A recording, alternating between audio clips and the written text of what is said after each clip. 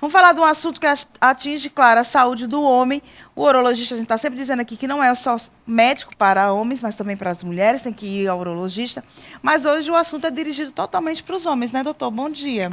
Bom dia, Zézia. Bom dia a todos da TCM. Sim, né, hoje um pouco mais relacionado ao homem, mas Mais que voltado, envolve a né? mulher também. Pois é, porque ela é prejudicada com a mesma situação.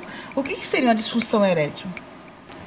Bem, Zézia, a disfunção erétil é a incapacidade de ter, tecnicamente falando, a capacidade de ter uma ereção que gere uma relação sexual. Tá? Então, satisfatória, que eles chamam. Então, às vezes a pessoa tem um homem tem uma ereção, mas ela não consegue se prolongar até o fim da relação sexual, né? Então, isso é considerado disfunção erétil. Quais são as principais causas, doutor? As principais causas de disfunção erétil, né, existem três grandes causas de disfunção erétil, três grandes pilares, tá? Então, um é a idade, o próprio envelhecimento masculino, certo? Muito comum. Então, o homem vai chegando, como eu falei na semana passada, na questão da andropausa, né? Então, vai chegando numa certa idade, a queda do hormônio masculino, certo? A queda da atividade sexual é natural, certo? Existe outro grande pilar que são as doenças, diabetes, pressão alta não controlada, dislipidemia, problemas de triglicerídeos, problemas de colesterol, tá? E o uso de medicações, antidepressivos, principalmente, são os que mais causam disfunção erétil. Doutor, como vai ser o tratamento de um paciente desse, por exemplo, que tem diabetes, ou que tem essas situações que você colocou aí, hipertensão, a questão da andropausa, tudo, como poderá ser contornada essa questão da disfunção erétil, por exemplo? E qual é a idade que atinge mais? Falou da questão da pessoa que atinge a idade mais avançada, mas esse problema pode acontecer com pessoas mais novas, tendo em vista que ela pode ter diabetes? Pode sim, Zé. Existe, né, o diabetes tipo 1, né, que começa logo na adolescência, final da idade de criança para início da adolescência, né? Então, pacientes com diabetes durante muito tempo pode causar. Então, você às vezes começa um diabetes com 12, 15 anos, quando você tiver 35, já vai estar 20 anos de diabetes, né? Então, pode causar, sim, disfunção erétil. Existe também uma outra causa, que aí sim é mais comum em jovem, é o quê? É a causa psicogênica. Então, o homem vai lá, vai ter relação e falha a primeira vez. E aí fica com aquilo na cabeça, né? É um trauma. Isso, fica com aquela trava na cabeça, então toda vida que vai ter relação, sempre fica pensando, será que vai dar certo, será que não vai, né? Isso, geralmente, é a disfunção erétil do jovem, né? Jovem que eu falo paciente 30, 35, 25, 30, 35 anos. Então, ele teve a primeira vez, por N motivos, né? E aí você tem que investigar se você está com algum problema pessoal, algum problema familiar, financeiro, né? Às vezes acontece. E a pessoa não quer ter relação naquele dia, mas tem e acaba tendo, né, a falha, como diz, né, popularmente, e você fica com aquilo na cabeça e não consegue de novo. Então, o tratamento é baseado na causa, certo? Muitas vezes a gente consegue contornar só controlando a causa, de controlar o diabetes, controlar a pressão, né? Achar esse motivo desse problema pessoal, dessa ansiedade que está gerando e tratar isso aí com psicólogo, né, terapia de casal, muitas vezes, certo? Mas tem vezes, Zé, que você não acha. E não tem como você controlar. E aí você tem que partir para a medicação, né? Para a medicação, para a ereção, certo? Doutor, quando a gente fala nessa questão da disfunção erétil, isso com certeza vai prejudicar a questão da parceira tentar engravidar e ter filhos. Mas o que não significa também que o paciente que tem disfunção erétil seja infértil. Não, isso não tem relação nenhuma. Na verdade, a maioria dos pacientes que procuram o urologista com disfunção erétil, geralmente eles vão acompanhados da mulher, da parceira, né? Então, aquela história, muitos ficam desconfiando se eles têm uma relação paralela, se é porque é uma queda mesmo da atividade sexual do homem, né? Então, sempre querem tirar essa dúvida. E muitos homens têm vergonha de procurar o médico, né? Ainda tem medo, não, eu não posso, eu não sou assim.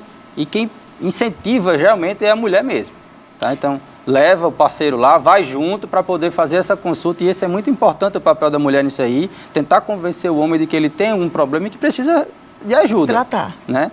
Mas, assim, não tem relação nenhuma em relação à fertilidade, tá? Então, a ereção não tem relação com fertilidade nenhuma.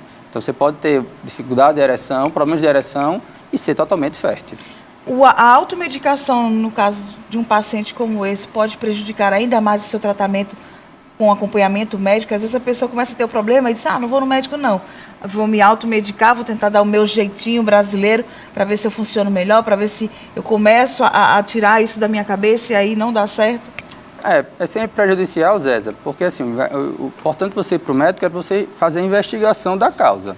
Então, existe no mercado hoje a facilidade de você chegar na farmácia e comprar, hoje está bem difundida essas medicações para ereção, Viagra, Cialis, Eleva, então são várias formas que tem no mercado, cada vez mais baratas, os laboratórios estão vendo esse filão e estão querendo diminuir o preço, então cada vez está mais fácil esse acesso, mas muitas vezes tem que achar a causa, não há necessidade muitas vezes nem de tomar medicação. Tá? Então, você tem que procurar a causa desse daí, investigar, fazer exame se for necessário, né? E aí sim, se não achar nada ou não tiver uma causa específica, aí você pode lançar mão dessas medicações, sim, tá? Para poder ter uma boa vida sexual ativa. Doutor Renato, quais são os exames que são feitos em relação à disfunção erétil? Inicialmente, a gente faz essa parte de taxas, que é popularmente conhecido, né? A bioquímica do sangue, triglicerídeo, colesterol, glicose, para ver se tem diabetes, né? Além da parte hormonal, Zéza. Então, é basicamente o exame de sangue. Então, testosterona, certo? Testosterona total, testosterona livre. Tem a parte da tireoide, que também atrapalha. Então, a gente sempre investiga a tireoide. Nós investigamos outros hormônios do hipotálamo, FSH, LH. Então, a gente faz um check-up, geralmente bioquímico mesmo, tá? De sangue, exames laboratoriais, para a gente investigar se tem alguma disfunção. Por exemplo, você às vezes acha que está com disfunção erétil e começa a tomar um remédio, está com problema de tireoide, tá? Então, começa a tomar um remédio, está com problema de triglicerídeo, então não vai resolver seu problema. Vai resolver, assim, a ereção, mas o seu problema, a causa do triglicerídeo está lá, acontecendo. Então, por isso que tem que investigar, por isso que tem que procurar o médico antes de se automedicar. Pois é, em relação a essa questão dos exames, é bom você fazer direitinho, acompanhar tudo, e o tratamento sai muito mais rápido, os resultados começam a aparecer mais rápido, porque a pessoa fica tentando adivinhar sozinha em casa, né? Isso, até ajuda a medicação, né? Se você achar a causa, você procurar o motivo, muitas vezes não vai impedir que você tome esses remédios, tá? Então, muitas vezes é necessário esse uso dessa medicação, só que quando você acha a causa, acha o motivo, você potencializa, né, o efeito dos remédios, da medicação e do tratamento. Facilita, tem melhores respostas, né? E uma qualidade de vida melhor. Chegou uma pergunta aqui, a pessoa não se identificou e disse, procurando o médico e sendo medicado, esses remédios vão ficar precisando ser tomados há quanto tempo, mais ou menos, em média, um tratamento em relação à disfunção erétil? Olha, Zézia, como eu falei, não tem, assim, um tempo específico, tá? Existem várias formas de tratar. Existem tratamentos hoje que você toma diariamente, tá? Então, a dose menor, onde você todo dia toma uma medicaçãozinha dessa, certo? Como se fosse remédio de pressão, como se fosse um remédio de diabetes. Existem, dependendo da causa e por exemplo, o paciente tem uma atividade sexual bem intensa. Ah, doutor, eu faço quase todo dia. Então, você vai preferir dar esse diário. Doutor Renato, eu faço uma vez por semana. Então, não tem para que você tomar todo dia. Você vai tomar aquele de demanda, aquele que você vai tomar uma hora e meia antes da relação. Então, por isso é interessante você procurar um médico. Ele vai ajustar a sua dose, ajustar o tipo de medicação para você. Então, essa é a importância principal. Tem cirurgia, já para a gente concluir nessa entrevista, tem algum tipo de cirurgia para a ereção? Tem. A cirurgia para a ereção é a cirurgia de implante de prótese, né?